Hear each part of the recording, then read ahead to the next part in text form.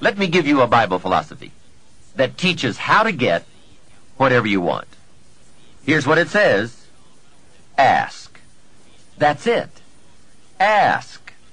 Of all the important skills to learn in life, be sure to include the skill of asking.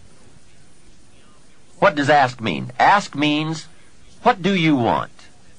And the complete formula is staggering. It says ask, and you will receive. Hey, we ought to look into that. The man says, yes, but you work where I work. By the time you struggle home, it's late. You've got to get a bite to eat, watch a little TV, and get to bed. You can't sit up half the night and ask. And this guy is behind on his bills. He's a good worker, hard worker, sincere, but you've got to do better than work hard and be sincere all of your life. You'll wind up broke and embarrassed. You've got to be better than a good worker. You've got to be a good asker. Let me give you some key points on this asking and receiving, setting goals, asking of life. Here's part of the philosophy that helped me to change. First, asking starts the receiving process.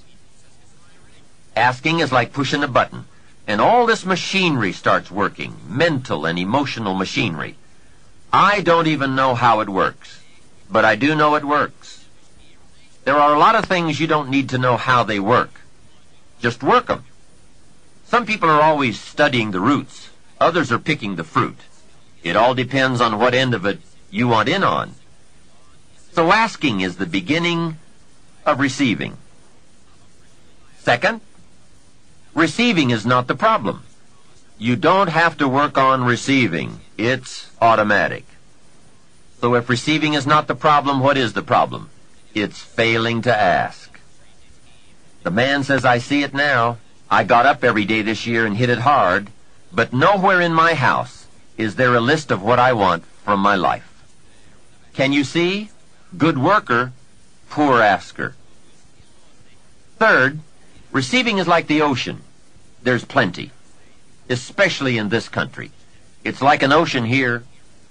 Here, success is not in short supply. It isn't rationed, so that when you step up to the window, it's all gone. No.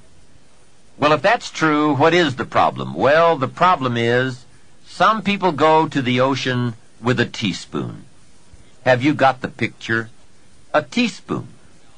What I suggest you do in view of the size of the ocean is trade your teaspoon for at least a bucket, and you will look better at the ocean with a bucket. Kids won't make fun of you. Now, here's something else to remember about asking. There are two ways to ask. One is ask with intelligence. It didn't say ask intelligently, but I'm sure it meant that. Don't mumble. You won't get anything by mumbling. Be clear, be specific. Intelligent asking means how high, how long, how much, when, what size, what model, what color. Describe what you want. Define it. Remember, well-defined goals are like magnets. The better you define them, the stronger they pull. And give your goals purpose. Answer both questions. What do I want? That's the object. And the second question, what for? That's purpose. Purpose is stronger than object. What you want is powerful and it will pull, but what you want it for is more powerful. Here's the second way to ask. Ask with faith. Faith is the childish part. It means believe you can get what you want like a child, not an adult. Many adults are too skeptical. They've lost that wonderful childlike faith and trust. Don't let that happen to you. Believe in, have faith in yourself and your goals. And get excited like a child. Childlike enthusiasm. Nothing can beat it. Kids think they can do anything. How exciting. They hate to go to bed at night and can't wait to get up in the morning.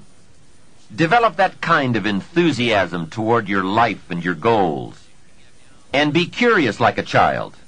Kids can ask 1,000 questions. Just when you think they're finished, they come up with 1,000 more. They'll drive you to the brink. But it's really a virtue. Have plenty of curiosity. Ask questions. That's how you learn.